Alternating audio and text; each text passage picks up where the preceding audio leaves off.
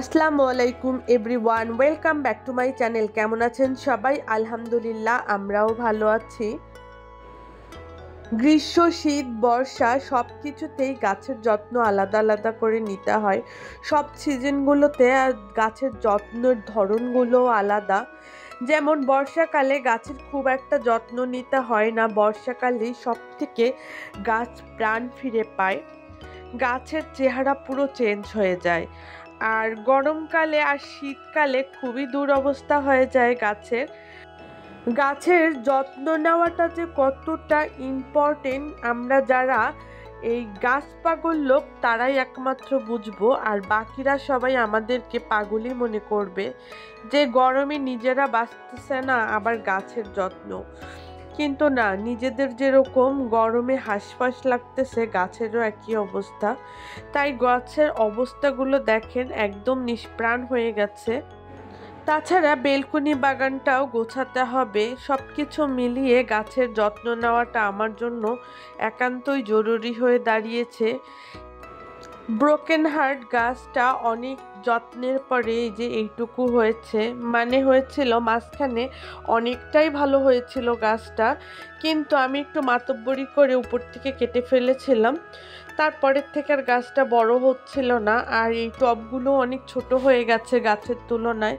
তাই সব গাছগুলোই আজকে ঠিক করব, আর সবগুলো তো একদিনে ঠিক করা পসিবল না। আর যেগুলো এমার্জেন্সি, এই যে এই গাছটাও একটু ঢলে গেছে, মানে একদম কাত হয়ে গেছে জায়গা অল্প দেখে। তাই আজকে ভাবলাম যে টুকটাক কিছু কাজ এগিয়ে রাখি, যেগুলো না করলেই নয়। এই গাছটা কোনোভাবেই বের হচ্ছে না, তাই আমি পিছন পাশে একটু টোকা দিচ্ছিলাম যে একটু আস্তে করে যদি বের হয়ে আসতো তাহলে ওই বড় টবের মধ্যে এটা মাটি সহ বসিয়ে দিতাম, কারণ মাটি ছাড়া হয়ে গেলে গাছটি মারা যাবে, যে গরম পড়েছে। আর আপনাদের সাথে তো গতদিন আমি শেয়ার করলাম যে আমি গাছের একটি র্যাক বানানোর জন্য, দুটো র্যাক বানানোর জন্য দিয়ে আসছিলাম বেলকনির। আর বেলকনির র্যাক দুটো আমাকে ডেলিভারি দিতে এখনো 10-15 দিন সময় লাগবে। এখন যে কতদিন সময় লাগায় সেটাই বুঝতে পারতেছি না, তবে আমি খুব এক্সাইটেড হয়ে আছি। গাছের ওই র্যাক দুটো পেলে আমার বেলকনিটা একটু গোছাতে পারবো আমি। আর মোটামুটি করে আমি সব কিছু একটু একটু করে গুছিয়ে নিচ্ছি। কেন জানো, নিজে যেখানে আছি, নিজের চারিপাশটা শুধু নিজেদেরকে পরিপাটি রাখলেই তো আর হয় না, গাছের ঘরের সব কিছুই পরিপাটি রাখতে হয়। তাই আমি টুকটুক করে একটু গুছিয়ে নিচ্ছিলাম। আর ব্রোকেন হার্ট গাছটাই যে আমি বড় টবে দিয়ে দিয়েছি, এখন মাটিগুলো দিয়ে খুব সুন্দর করে একটু ভালোভাবে সেট করে দিব।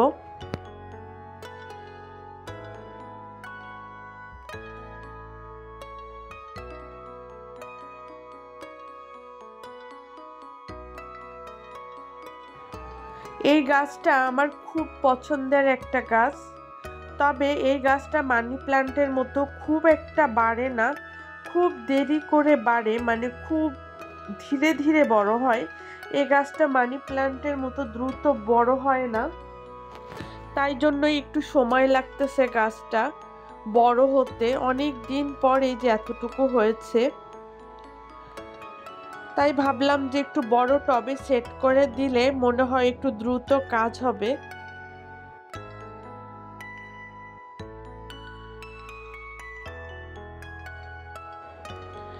গাছে বেশি জোরাজুরি করলেই দেখেন এরকম হয়।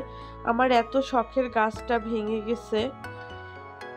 এটা হবে অবশ্য, কারণ এই সাইড দিয়ে এই যে শিকড় বের হয়েছে, আশা করি তো হবে। এখন কতদূর কি হবে আমি জানি না। আর যে শিকড়টা ভেঙে গেছে গাছের গোড়াটা, সেইটা সহ এইটা সহ দুইটা একই সাথে টবে লাগিয়ে দিচ্ছি। এখন কোনটা কিরকমভাবে ভালোভাবে বের হয় দেখি। আর এই গাছটা বেঁচে গেলে তো আলহামদুলিল্লাহ। আর সাইডে যে গাছটার মানে গাছের শিকড়টা আছে, সেই শিকড়টা দিয়েও নতুন করে পাতা বের হওয়ার সম্ভাবনা আছে।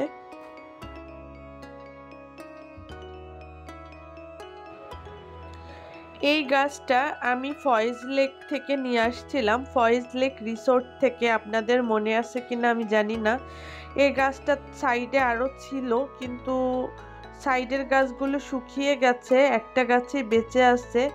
আর এইটাও যায় যায় অবস্থা, আশেপাশের পাতাগুলো কেমন লাল হয়ে গেছে আর শুকিয়ে গেছে। এই গাছগুলোর সব এই দশা হলো কেন আমি বুঝতে পারলাম না। আর ওই ছোট পাতার গাছটাই ফয়েজ লেক থেকে নিয়ে আসছি। আর এই বড় পাতার গাছগুলো আমার আম্মু আমাকে এনে দিছিল। দেখা যাক একটু যত্ন নিয়ে গাছগুলো রিকভারি করা যায় কিনা। আর যেটা যে বোতলে লাগানো আছে সেটাও আমি বড় টবে লাগিয়ে দিব। যেহেতু আমি এক একটা র্যাক 3 তাকের করে অর্ডার দিয়েছি, সেহেতু আমার ধারণা অনেক গাছ ধরবে।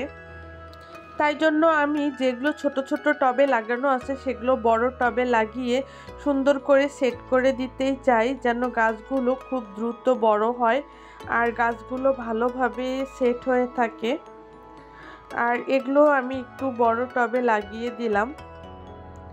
জানি না এগুলো ভালোভাবে বড় হবে কি না, যেহেতু এই গাছের পাতাগুলো কেমন হয়ে গেছে।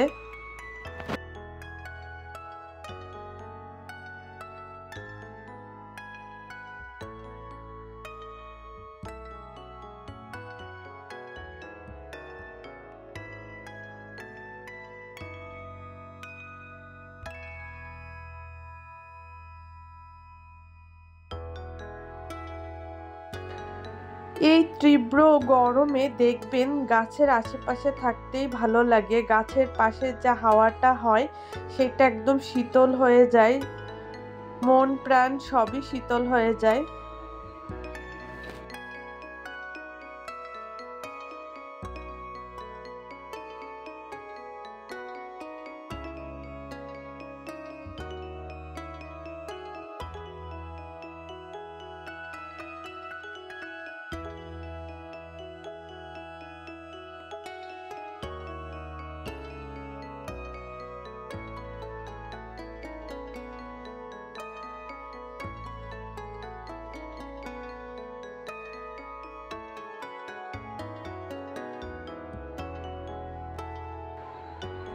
আর এই গাছটার কথা আমি কি বলবো, আমার খুবই পছন্দের একটা গাছ, মানে আমার জীবন বলতে পারেন।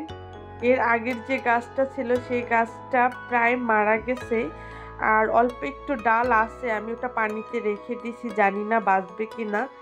এই গাছটা আবার আমাকে পাশের ভাবি এনে দিয়েছে। ভাবিকে বলেছিলাম আমার এই গাছটা খুবই পছন্দের গাছ, এই জন্য এইটা আবার আমাকে এনে দিছে। তাই আর অবহেলা না করে খুব সুন্দর একটা বড় টবে লাগিয়ে ফেললাম। আর এই গাছের বড় গাছটা তো আমার কাছে আছে, মানে পাতাগুলো সাইজটা অনেক বড় বড়।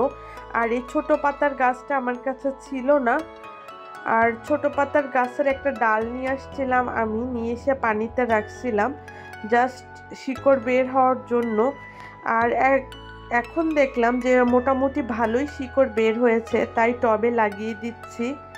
আমার মাঝে দিয়ে অনেক গাছ মারা গেছে, তাই জন্য আর আমি কোনো অবহেলাই করতে চাচ্ছি না, সব গাছগুলোরই একটু যত্ন নিতে চাই। আমার অনেক সুন্দর সুন্দর পছন্দের গাছগুলোই মারা গেছে।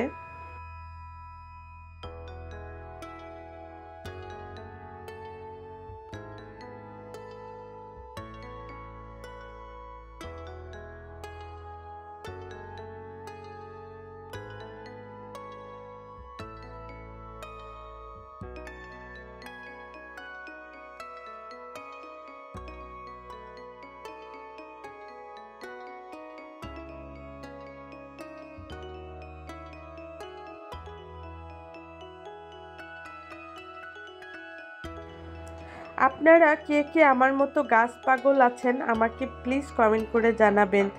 আমার গাছ লাগাতে যে এত ভালো লাগে আর এত পছন্দ করি আমি, সেটা আমি বলে বোঝাতে পারবো না। আর এর পাশে চিকন একটা লাঠি দিয়ে দিয়েছি, যেন গাছটা হেলে না যায়, মানে সাইডে যেন কাত হয়ে না যায়। এটা একটা সুতা দিয়ে বেঁধে দিব। এই যে মোটামুটি আমার সব গাছগুলোই ঠিক করা হয়ে গেছে, যেগুলো ইমার্জেন্সি ছিল। আর সব গাছগুলোতে আমি একটু পরিমাণে বেশি করে পানি দিয়ে দিচ্ছি, যেন গাছগুলো ঝামড়ে না যায়, নষ্ট না হয়।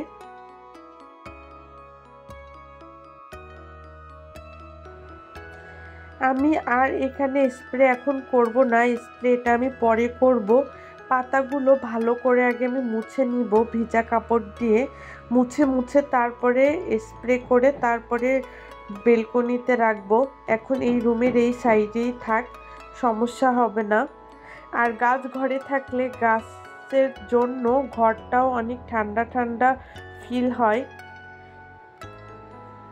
আর আমি সবগুলো গাছেই সুন্দর করে পানি দিয়ে দিচ্ছি। আপনাদের আবার একটু মনে করিয়ে দিতে চাই, আমার চ্যানেলে যদি নতুন হয়ে থাকেন তাহলে প্লিজ চ্যানেলটি সাবস্ক্রাইব করে দেবেন। আর যারা আমার আগের পুরনো ভিউয়ার্স তারা প্লিজ লাইক কমেন্ট শেয়ার করতে ভুলবেন না। সবাই ভালো থাকবেন, সুস্থ থাকবেন আর আমাদের জন্য দোয়া করবেন। আর ভিডিওটি প্লিজ সবাই ফুল ওয়াচ করবেন। আল্লাহ হাফেজ।